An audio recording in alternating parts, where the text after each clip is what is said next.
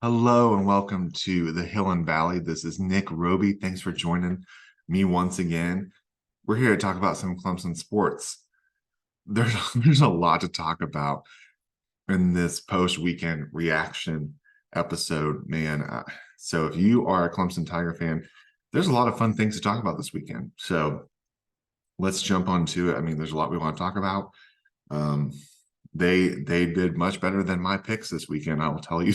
I will tell you that. But that's for another episode on a different podcast. If you want to tune that into with a backyard catch, if you're interested. But you win some, you lose some. But you know, Clemson's in it, man.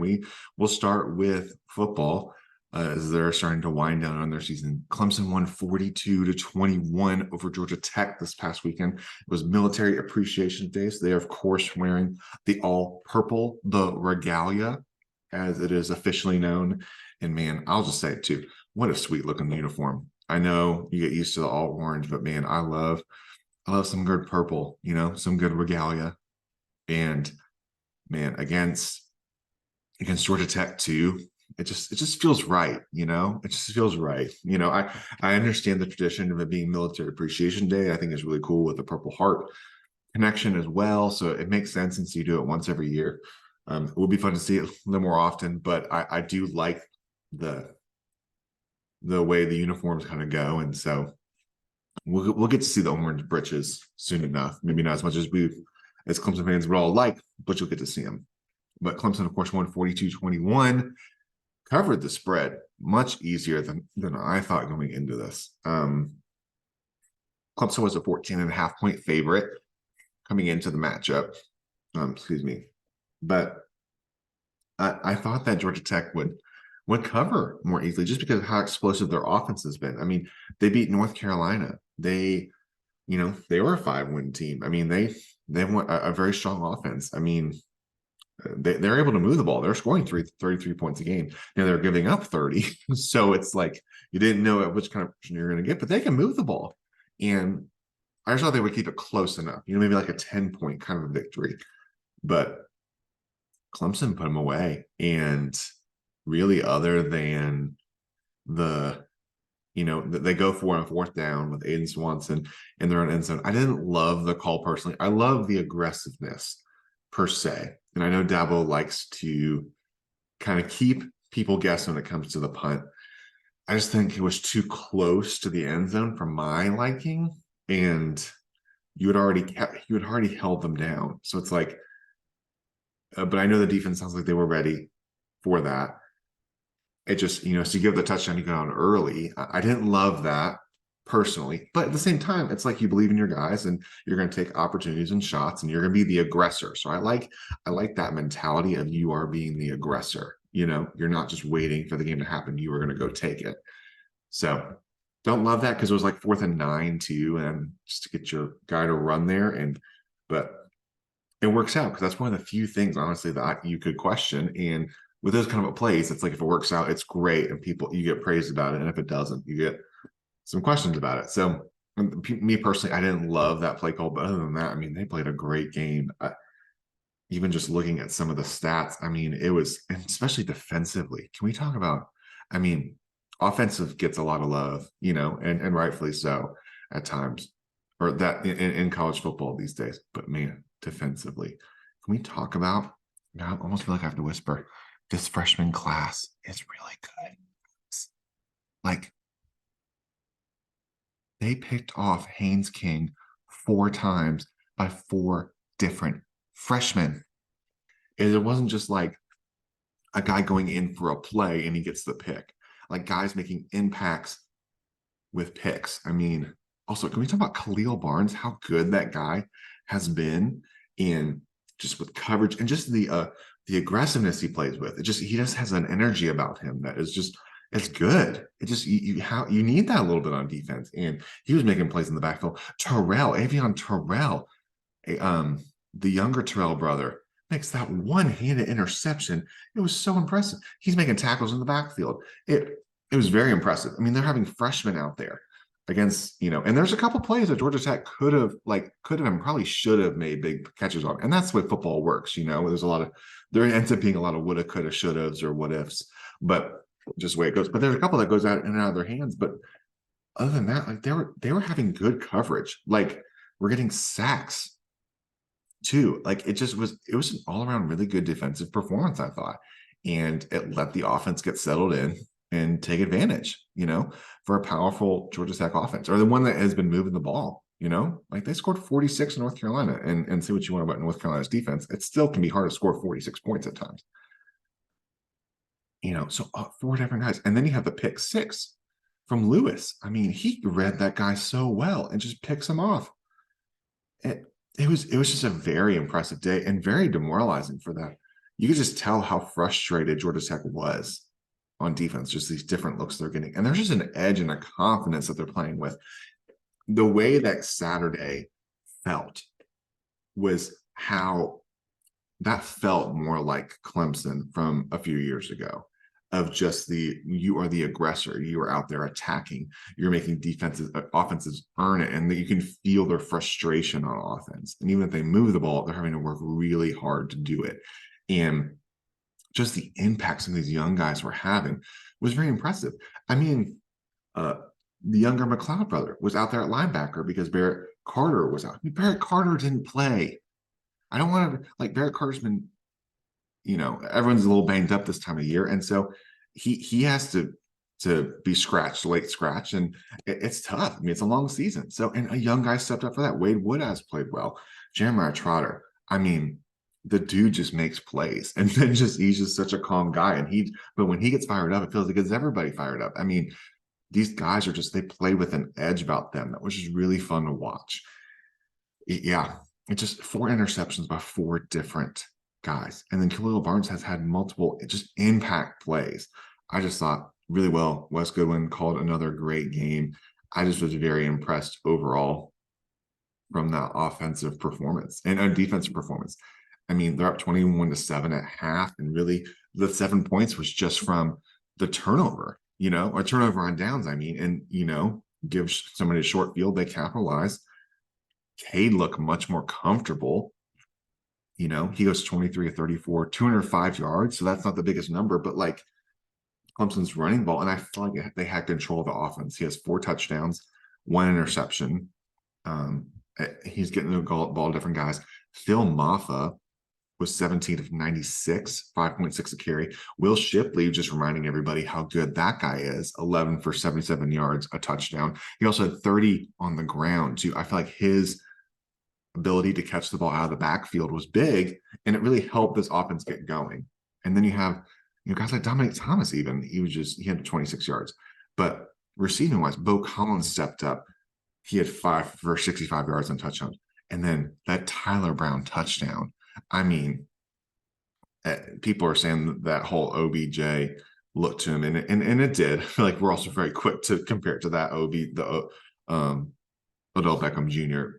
catch. Like, we're very quick to do that, but he was impressive. I mean, he just throw the ball up there and just one hands it like the palm, like the point of the football in his palm to grab it. It was very impressive. And I mean, and it was good to see guys like Josh Sapp get a touchdown, and Brenningsville got a touchdown, and just everyone was getting involved. And it was a fun offense to watch. It really was. And I felt like they were in control, and like Cade just seems like he's got a better feel for the team right now. And it just feels like this offense is starting to click. And I know sometimes not always the numbers is like 100% like it might seem similar, but I'm telling you, like, the way this team has felt just feels a lot more like the team that maybe we kind of like people could have expected to come into it, but into the season. But sometimes it takes time. You got a new quarterback, new offensive coordinator, a lot of new, like, just new pieces. And some of these young guys are starting to really step up. So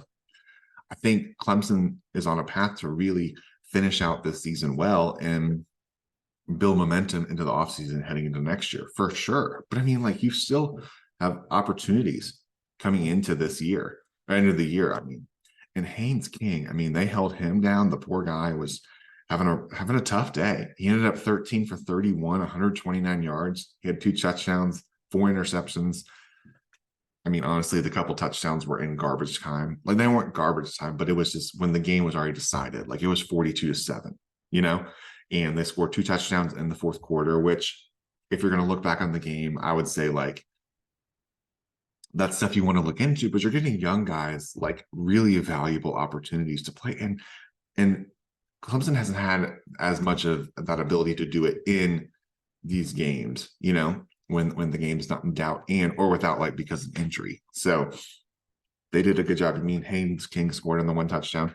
They did give up 104 yards to Jamal Haynes, the running back, but I mean, he's been having a good year, and I'm okay with that just because of how impressive like they were on defense. You know, I mean, like you're limiting them, and they only can really run the ball, and like he's been having a good year. Like some guys still get yards, but also, of course, it doesn't matter unless you get in the end zone, so you can have as much yards as you want. But defensively, it was very impressive. And so remember the stat we talked about. The stat we talked about, if you don't remember, is that Georgia Tech coming into this game was 20th offense, 20th best in the country on third downs, and 110th worst on defense. They were 20th best. They were only 6 of 16, so like 37%. And their average was like 47, I think. Like almost half the, like getting close to half the time. I mean, that's really frustrating for an offense. They only had 13 first downs. I'm just looking at my stats. 13 first downs, 254 yards total in the game. And honestly, a decent chunk of that was in the second half once the game was already decided. I mean, time of possession was 23 minutes to 36 minutes. I mean, it was just overall very impressive. Overall, Clemson 465 yards, 260 on the ground, 205 through the air. Clemson finally won the turnover margin. Yeah, I don't even want to, like, that almost feels like the league. Clemson won the turnover margin. And the one turnover that Clemson had was an interception where the DB made a good play, and Cade's still learning with some of that. But I mean, Clemson won the turnover margin, and that's what happens when you win the turnover margin. You win the games a lot of times. Like Dabo knows what he's talking about when it comes to that. It sounds really simple, but when you do that, you can win. So overall, I thought it was a great performance. Only a couple of things. Looks like Sage Ennis, the backup tight end, and really the big blocking tight end, looks like he tore his ACL. So you just hate to see that. So we'll see how that kind of plays out, especially with some of the blocking coming in. That's what we saw some of. If you saw, like, that's why Josh Schaap was starting to play more, and then Olsen Pat Henry a little bit. He had an opportunity even to get a touchdown. So it was good to see even some of those young guys getting opportunities. It was even good to see like Christopher Vizina get in and Hunter Helms get in. Vizina, I think they're still trying to redshirt. So remember, he still has the 4 games. So they were waiting until the end of the year, and now he has opportunities to play. So he still has 4 games, and that doesn't include postseason. So he could still play in the bowl game and not lose that red shirt as well. So the valuable things to have. And I thought Clemson played a really good game. And really, honestly, you could say it was probably one of the most complete games of the year. And just, it's good to see that build off of Notre Dame, because now there are opportunities to finish off the season well, because now you got North Carolina, who is ranked. They squeaked out an overtime win against Duke at home. So now they come on the road. And Clemson's a 6.5, 7-point favorite, depending on, or even 8, it was starting yesterday. So we'll see. And that number still feels a little bit high. I could see it being closer than that just because of how good North Carolina is offensively. But once again, Clemson has opportunities with these defenses they're going to face. They're not like in the top tier, you know, and they're in more the middle or lower tier when it just comes to like with yards giving up and those kinds of things. And so there's opportunities, you know, for Clemson to really make an effort. And then you got the rivalry game at South Carolina, but you can move the ball in that offense too, or that defense too. And then you get a bowl game. So there's still an opportunity to win 9 games and finish the season off really well. And I just thought it was really good to see that and see some of that momentum and see some of the work and effort that, you know, that they've been putting in and start to see that play out. So we'll break down more of the North Carolina game later this week for sure, but just wanted to hit on that from Georgia Tech. So there you have it. That is football. Clemson wins 42-21. You want to talk some basketball? Can we talk about some basketball? Like how fun are these teams to watch? And sometimes they keep you on your seats, man. But Clemson basketball, both men and women, last time we talked, they were getting ready to head into double games over the weekend. The teams combined, men and women, go 4-0 on the weekend. The men's game's a little bit closer. If you watch, you'll know what I mean. The women's game's a little bit more comfortable wins, but that was to be expected just based on the competition level and what you're working out. But we're going to talk about the men first. They're playing the Asheville Championship. So it was a 4-team, 2-game tournament where everyone gets to play 2 games. They're playing in Asheville. So on Friday night, they played UAB and they squeaked out a win of 77-76, where Chase Hunter hits a couple clutch free throws. They were down 10 points in the game. They come roaring back. Hunter hits a couple of clutch free throws at the end, and they get the win. And UAB is one of those teams where it's like they were 0-1 and now they're 0-2 coming into the weekend, but or like after that game. But I'm telling you, like they had a lot of transfers, but that team is good and they can play, and they're a well-coached team. And sometimes and they just moved into the American. So sometimes with those kinds of teams, like it can feel like why isn't like Clemson playing better? Or why isn't this Power 5 team playing? And I think the field, like the margins are a lot closer now in basketball, especially with the transfers and just what's available. And especially earlier in the year, as teams are trying to figure each other out. And you don't get to see these teams all the time. And that's what I'm talking about with Davidson as well. You don't get to see these teams all the time and what they run and what they're used to. And they'll give you their best shot. And UAB showed it because they beat Maryland. Maryland is the team who comes out 0-2 in all of this, and that's what you kind of want to come away with. But so Clemson, I thought, got a good win. They squeaked it out. Definitely going to play better for sure. And hopefully the shooting will start carrying over. But PJ Hall in this game had 27 points, 9 rebounds, 7 defensive rebounds, 9 rebounds, 2 assists. Chase Hunter was clutch in this game. I just thought they really came back and showed the resolve for sure. So they get the victory on Friday, and then Sunday they go against Davidson, who Davidson had just won on a 3-pointer as time was winding down to beat Maryland. So these games are all super close. And Clemson comes out, and getting to watch, like I didn't get to watch all the entirety in the moment of UAB schedule-wise, but I got to watch with Davidson. And man, this was like, before you know it, it's like, if you want to talk about a team starting out cold and one team starting out hot, man, I mean, you just look up and Clemson's down 19-2. That's not a misquote. 19-2, 23-5 with like 10 minutes in the game, and you're like, what is happening? Like they're 0 for 8 from 3 and not bad looks. They're just not hitting. And guys who can hit, Joe Girard, Alex Hemingway, like these guys, PJ Hall can hit. And I thought a little bit early that Clemson was selling for threes a little bit. Davidson's offense, like they play this like motion, and they can be very physical when they drive the basketball, and they make you defend for the whole 30 seconds.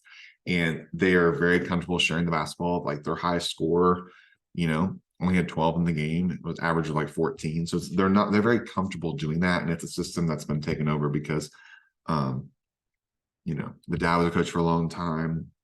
And their son takes over. And so they're very comfortable running with what they run, and they come into this, and they're a very unselfish team, and they share the basketball really well. And, they were hitting shots early, and Clemson really had, it was a gut punch kind of a game. And, they very, very easily could have rolled over and just say, well, we'll just move on and just let this be a loss and stuff. But you can tell the leadership of this team, and you can tell the culture that's taking in, even with some of these newer pieces, that when you have a lot of these older guys, right? No, like I didn't see like the mood, the level of the team like stayed the same. Like they just weren't hitting the shots. And like, we will hit these shots. Like we have to just keep shooting, keep playing, and it will even out. And that's what happened. They go on an 18-5 run to end the first half, and they're only down 5, 28-23, which are like, in a normal game, like, okay. But like to be at that point was big. I mean, they were down 23-5 and they end on an 18-5 run. Like that's massive, because then it's like a 5-point game. It's anybody's game. And it's like PJ Hall had only scored 1 basket. I mean, and Joe Girard really started hitting some threes. He was 0-4 at first, and then he hits 4 in a row. The dude had a great game and really helped shoot this team out of it. Alex Hemingway had 3 threes. PJ Hall hit a couple threes. And I thought the big thing too, and also, can we talk about RJ Godfrey, man? He had 10 points, 7 rebounds, the dude, 3 blocks. I mean, the dude like really was Like I've been impressed early with what I've seen from RJ Godfrey, and he might not always be the big guy that gets a lot of notoriety. Same guy with like Ian Shefflin. Like he's not maybe like one of the big three, like maybe guys that like you look first at the box score, but being a backup for PJ, especially when he gets in foul trouble, and like he's physical, but on offensively, he was finishing around the glass, getting rebounds, but he was finishing some of those plays and keeping Clemson within the game was massive, because it's like having that was really big time. And I was just very, very impressed from what I saw with him. And you could just tell how much he's been working in the offseason. And like, he's just someone to watch. And he was just fun to watch play. He had a reverse, a dunk where he dribbles around the guy in the baseline and does a reverse slam. And plays like that can really energize a team, especially when your star, a couple of your stars haven't really gotten going, and hitting shots that they can make, but they hadn't hit them yet. And I thought he did a really good job of this. And then they really emphasized this coming into the second half. And they kind of started figuring out their defense. Like Davidson did a good job trying to double team PJ and moving guys around. But they really started to go inside first and attack the middle, and then let the threes come to them when the defense collapses, and not just settling in the beginning. And because I don't mind personally, this is just me personally, I know that three ball is a lot of this game, and analytics will show that. But what I still like is that you're involving everyone in the offense, and especially when your best player is your 5, your 4, your 5, your big guy, getting him a touch into the paint, making the defense collapse, and then you double team him. And if you move the ball around well on the outside, that's why you're seeing some of those shots, especially from Alex Hemingway in the corner, because it's tough. Because you have to honor PJ, because he can shoot from outside, go on the inside, and even fadeaway jumpers. And you move the ball around the outside. You have Chase Hunter cutting in. I thought they did a good job making cuts and doing a good job. Joe Girard, I thought, did a good job. Like I felt like it was his best game for sure as a Clemson Tiger. And he's only going to get better as he gets more used to this offense and more used to this. And just sometimes your just shots is not falling early. It's not moving the way you want to. And I just thought they played a really good game. And this is like a big win, I think, for Clemson, because you get to win a title, you get to win a championship, have a trophy, and you just get to use this as momentum. And this was a big marker game, because with the way it started, it could have very easily been like last year. If we're being honest, last year, that's kind of what happened with Loyola Chicago, and it ended up being a bad loss. I'm not saying Davidson is like can be a bad team, but just saying like it's an early season loss where you're not shooting the ball, you're in a neutral site, and sometimes you're just not shooting well, and it's not your night. But you kind of take it as like that's not our night, and even if you don't win, what I was impressed with is even if they hadn't won, is that they fought back and they made it a game. And Davidson had shots to win it. And I was very impressed with Davidson. I was very impressed with them. And they're going to be a fun team to watch. It's someone to watch out for in the Atlantic 10. They're picked to finish like 12th or something. I'm telling you, like, they're just a well-coached team. I'm not saying that they're going to like go on this crazy run, but I'm just saying as watching them that game, I was just very impressed with them. And they're going to be a tough out, is my point, in the Atlantic 10.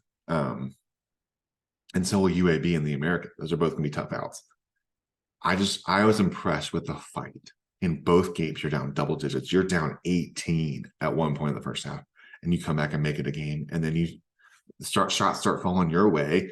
It puts the pressure on them, and their shot isn't falling. You take the lead, and then you held off and you held on to the lead. Even when Davidson like retook the lead briefly, Clemson took it right back, and Clemson felt in control, especially like the second half, like the last 10 minutes of the game. Clemson felt like they were in control of the game. And if they like make their free throws and do what they need to do, they closed it out and they won. And I just think that's a big momentum builder, especially as you're going into these other games and you're showing what you can do as you build more confidence. Because now they have a tough Boise team coming in on Sunday. If you can go, I would say that's I know it's a team from out west. That can be a tough one too. This early Sunday tip. I mean, they can build momentum from this at home, because now you're 3-0, and if you win that, you win a couple more games, and then now they're doing the ACC SEC Challenge, and then they have to go to Alabama. They're number 24 in the country right now. They could be 5-0 going into that. That could be a big game for Clemson. And even if they don't win it, like, you're giving yourselves opportunities and you build yourself confidence to go into those kind of places and play well, especially when you have those upper leadership guys. So I thought it was a good game, and it was good to see like guys move the ball and get more confidence in that. So it was just a fun team to watch, and a lot coming into this, and they're still trying to figure some things out, as a lot of teams are, especially with Joe Girard coming in, and kind of filling out his role within the team, and especially with the defensive part. It's like a reminder, like he's coming from that 2-3 zone and already played man-to-man defense, and defense wasn't necessarily a strength, but he's worked really hard on it, and that's something that they're going to continue to try to work on with him, especially because of the man-to-man offense. If you pick on one guy, it can start to become a liability. But I thought you can definitely tell he's been working on that for sure. So that's it for men's basketball. They've got Boise on Sunday at 1. So they get a good week to rest, recoup, and try to build that momentum for sure. So if we're going to talk about the women, they had 2 games. They played Charleston Southern, who they won 85-55. They were in control of this game from the tip for sure. And when I look at these 2 games that we're going to talk about with them, and they beat Charleston Southern, and then they beat Mercer 90-66. Like, to score that many points is impressive. But I mean, Amari Robinson, can we just talk about how big this is that she came back and how just consistent she is? I mean, she had 21 and 9 in this game, 5 assists, can make a 3. She's just so consistent, and her demeanor on the court is very infectious, because this team has a lot of new pieces. They're trying to figure out rotations, but when you can plug her into the number 5, that's very impressive. And Maddie Kluse, I thought, has been really good at getting good buckets. Harris has been really good at getting some tough buckets and really doing a good job with assists. She has a double-double with assists, 10 and 10. That's been good. Ruby Whitehorn's been trying to get into the rhythm of the game, in these first few games, and getting her feet with her. So when she gets kind of going and can get into that rotation more, I think that will make this team much better. I thought Kramer, who had a great game against Charleston Southern, she had 20 points herself, was 4-9 from 3.